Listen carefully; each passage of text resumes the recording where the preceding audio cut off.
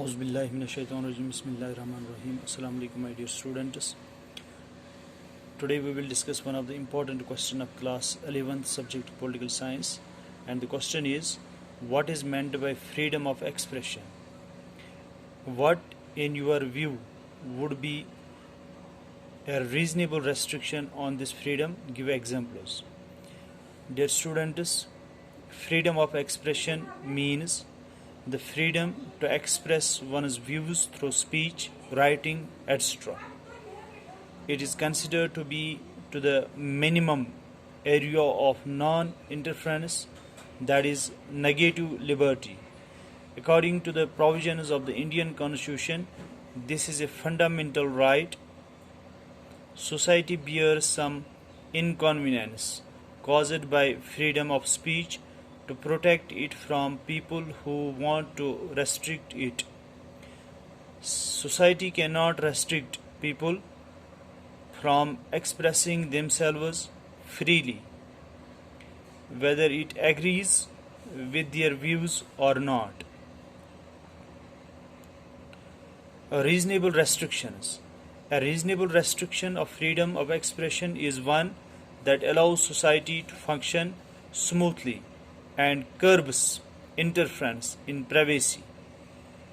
These restrictions are reasonable as they are necessary to run the society smoothly. Following are some reasonable restrictions on freedom of speech. Number one restriction is here: freedom of speech cannot interfere in someone's privacy. Employees of royal household of England are constrained by contract from disclosing any inner affairs of the royal household. I am repeating it. Freedom of speech cannot interfere in someone's privacy. Employees of royal household of England are constrained by contract from disclosing any inner affairs of the royal household. Another example of putting restriction on freedom of speech is of film censor board.